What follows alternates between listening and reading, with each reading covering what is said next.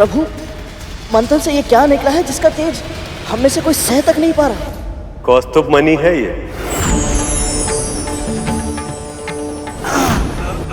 अंतहीन, अपराजित, शुद्ध प्रकाश की अभिव्यक्ति के रूप में परम चेतना का प्रतीक है ये।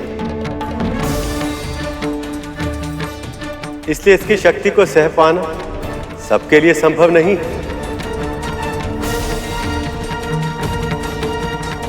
तो फिर प्रभु, हम क्या करें इसका? कौन धारण कर पाएगा इसे?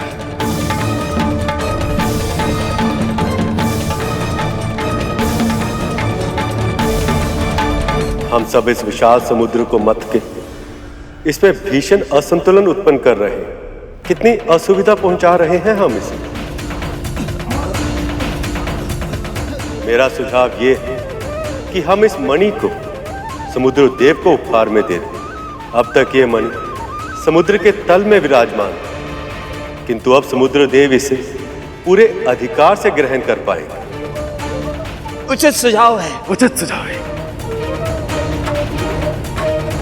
हे समुद्र देव, मैं नारद, प्रभु विष्णु सभी देवताओं और दानवों के प्रतिनिधि के रूप में आपसे आह्वान करता हूं। कृपया आप दर्शन दें।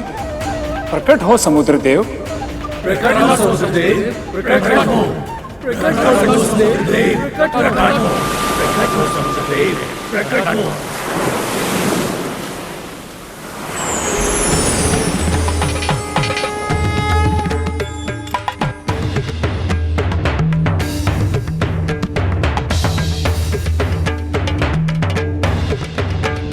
हे समुद्र देव, कृपया इस मणि को ग्रहण करें और हम सबको कृतार्थ करें।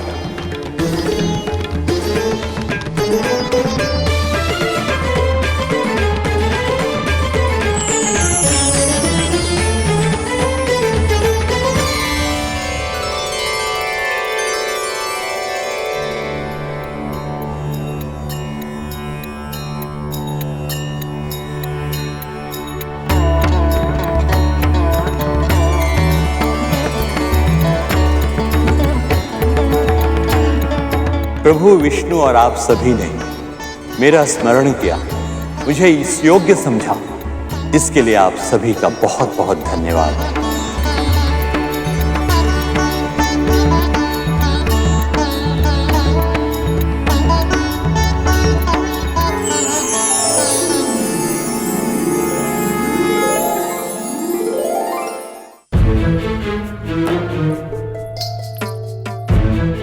हो गया बाबा।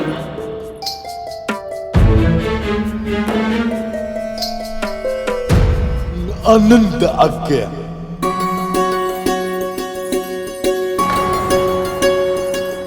मुझे विश्वास है तेरे लेप से मैं शीघ्र स्वस्थ हो जाऊंगा। यदि ऐसा हुआ तो मेरी आत्मा तुझे ऐसा आशीर्वाद देगी कि तेरा जीवन निहाल हो जाएगा।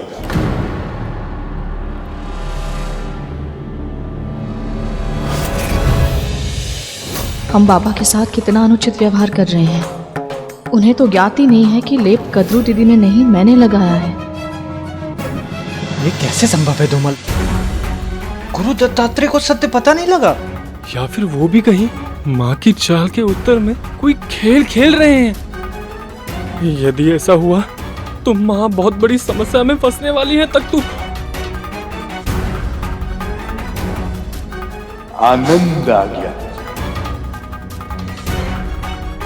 समय आने पर तुम्हें अपने कर्मों का फल दूंगा कद्रू। बस देखना ये है कि मेरा आशीर्वाद पाने के लिए तुम कितनी सीमाएं लांघ सकती हो।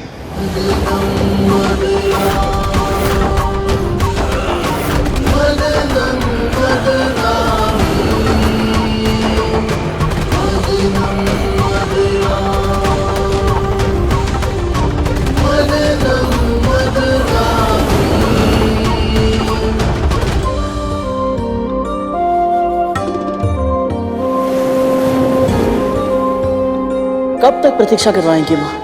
अब तो आ जाइए।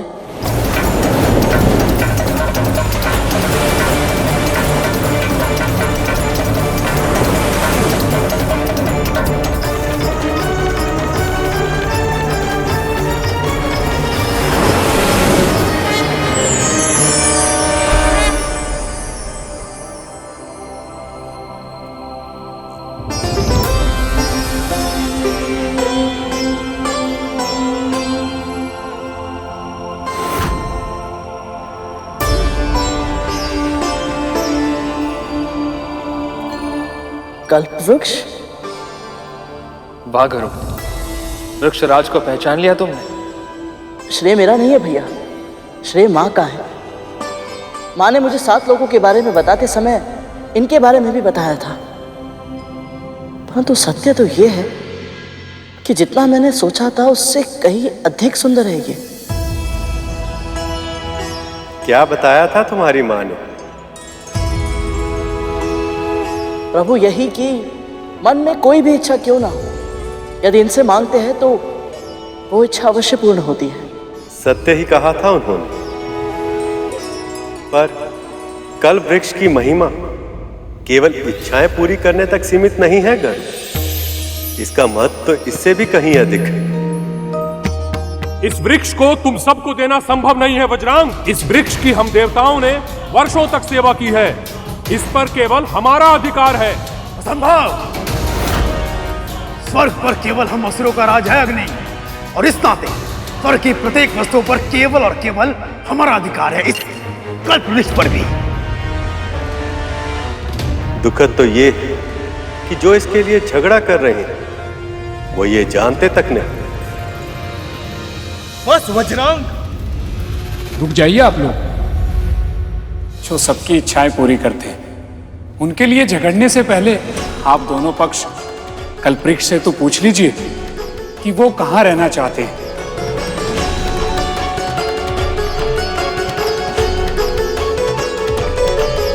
पुत्रों, मुनिवर सही कह रहे हैं। हमें कल्प वृक्ष का आह्वान करना चाहिए। हे वृक्षराज, कृपया सामने आइए।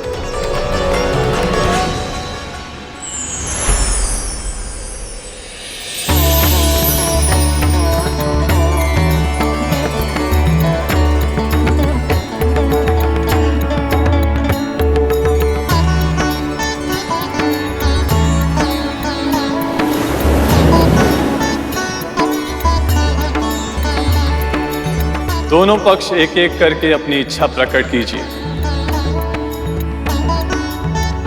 मैं किसी का भी चुनाव करूं, पर आप दोनों की इच्छाएं अवश्य पूरी करूंगा, और इसी क्रम में मैं निश्चित भी कर लूंगा कि मैं किसके साथ रहना चाहता हूं। वज्रांग, राहु, क्या सुझाव है तुम सबका? अग्नि, वायु, क्या मांगना चाहिए मुझे?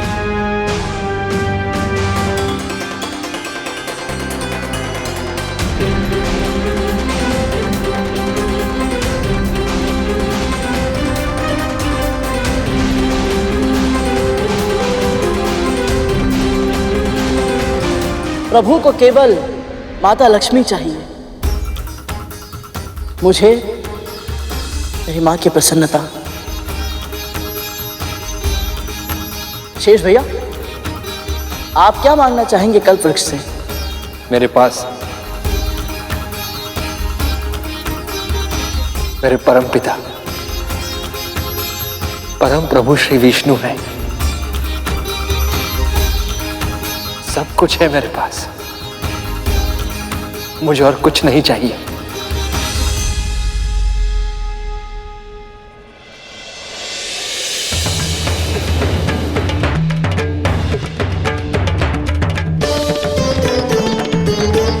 बोलिए असुरराज, क्या इच्छा है आपकी? विशाल, विराट, अंतहीन सेना, इतनी अधिक जितनी इस पूरे संसार में और किसी के पास ना हो। तथास्तु।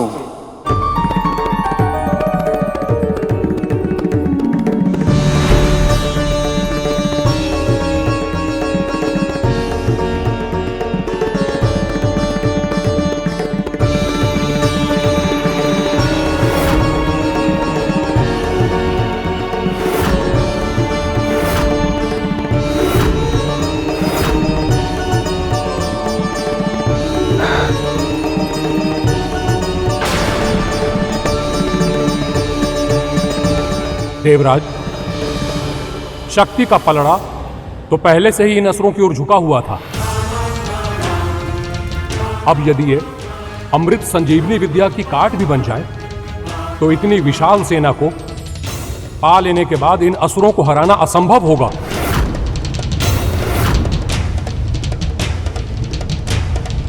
मेरा सुझाव है देवराज की कुछ ऐसा मांगिए जिसकी सहायता से इस असंख्य सेना को एक बार में ही मारा जा सके।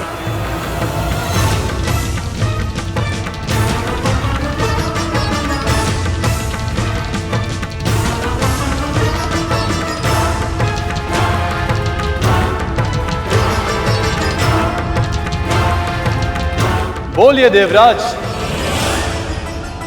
क्या निर्णय किया आपने? असुर तो अब पहले से भी अधिक शक्तिशाली हो गए। देवराज ऐसा क्या मांगेंगे जो इन्हें असुरों से भी अधिक शक्तिशाली बना सके? हे वृक्षराज, मुझे कुछ लेना नहीं, मुझे कुछ देना है आपको।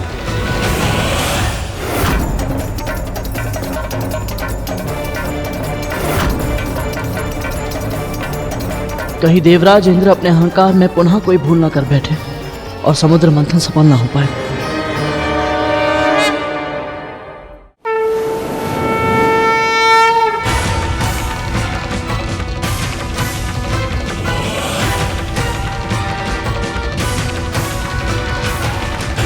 मेरी इच्छा ये है कि मेरा अभिमान, मेरा अहंकार मुझसे दूर हो जाए वृक्षराज।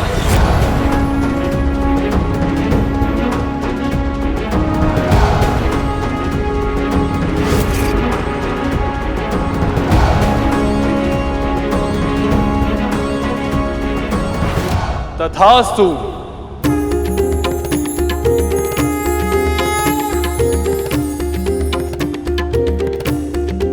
देवराज इंद्र ने भौतिक वस्तुएं ना मांगकर स्वयं के उत्थान के लिए अपने अभिमान का त्याग किया है, इसलिए मैं इन्हीं के साथ रहूंगा।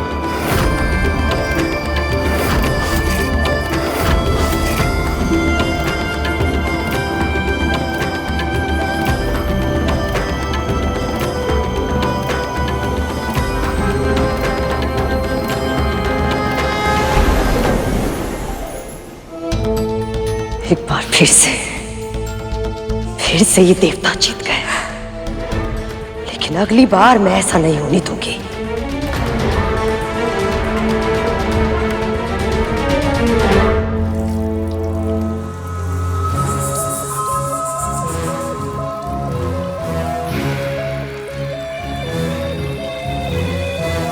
और जल डालो, न जाने कैसी दुर्गंध आ रही है। ऐसा लग रहा है मेरे तन में ही बस गई है। माँ, यदि आज्ञा हो तो एक बात कहें? माँ बस आप क्रोधित मत होइएगा। हमें ऐसा लगता है कि आप कि उन बूढ़े बाबा के साथ छल नहीं करना चाहिए था।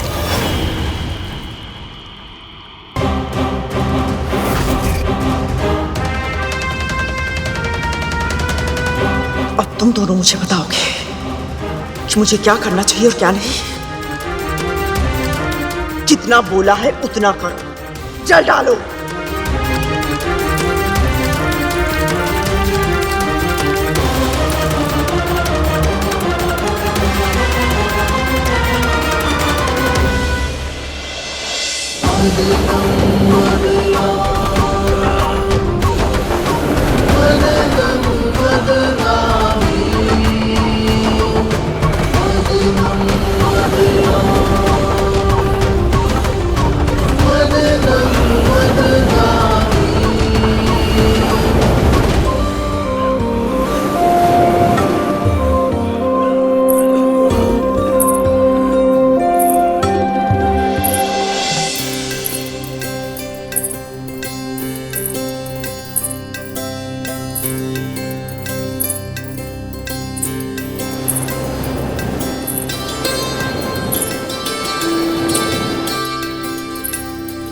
ये अद्भुत सुगंध और पायल की ध्वनि, ये माँ के अतिरिक्त और कौन हो सकती है?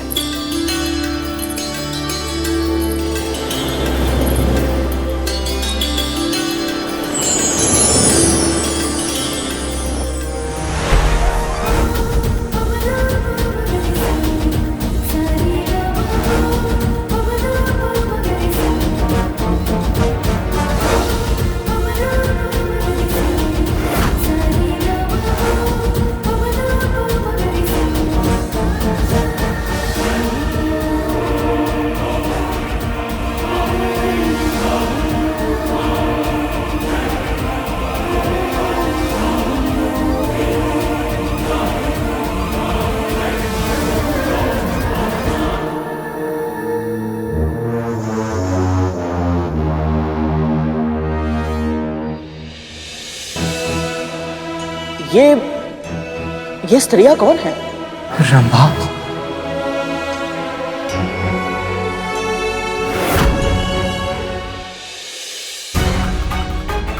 इस रंभा पर तो मेरा ही अधिकार होगा।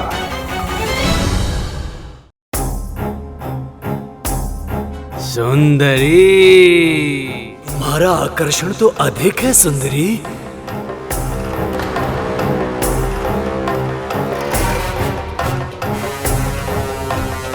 ये आप क्या कर रहे हैं? अप्सराओं को पाने का प्रयास कर रहे हैं। तुम्हारी बारी भी आएगी। इतने उतावले क्यों हो रहे हो? तिथि माँ। पुत्र,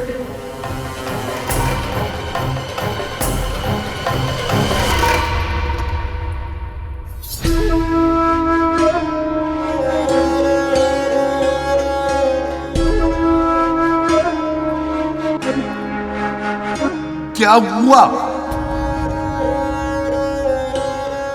चिंतित क्यों है? जो कष्ट मुझे हुआ था वही कष्ट अब महारानी को भी हो रहा है बाबा। तुझे तो प्रसन्न होना चाहिए। नहीं बाबा, मैं तो सदैव यही प्रार्थना करती हूँ कि मेरी मति इतनी भ्रष्ट कभी ना हो कि किसी और को कष्ट में देखकर मुझे प्रसन्नता मिले। इतनी पीड़ा सहने के बाद भी इसके मन में कोई कड़वाहट नहीं है।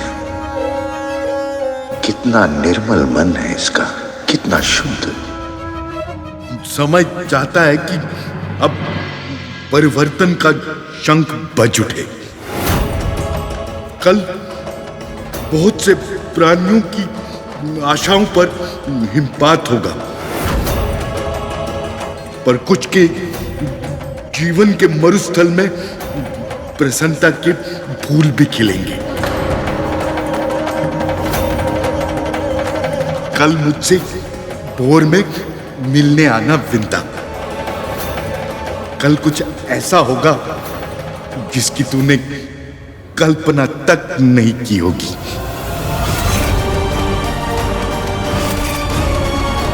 ऐसा क्या होगा कल?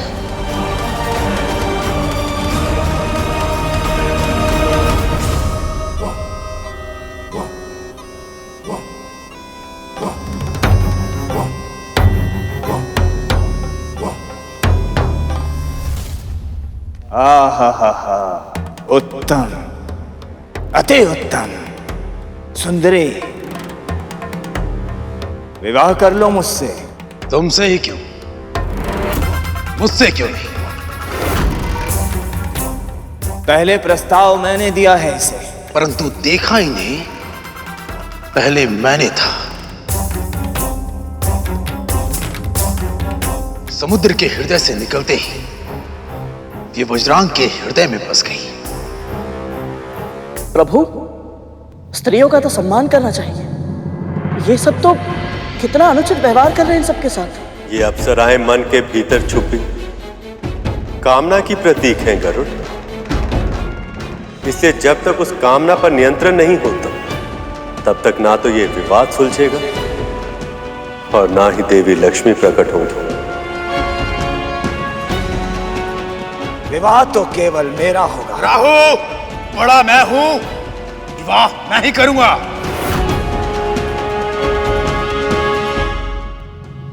यदि ये अप्सराएं असुरों के पास चली गई तो इन्हें न जाने कितने अपमान सहने होंगे। नहीं, मैं ऐसा नहीं होने दे सकता। मुझे कुछ ऐसा करना होगा ताकि असुर अपनी कामना पर नियंत्रण रखे, अन्यथा ये मंथन पुनः शुरू नहीं हो पाएगा।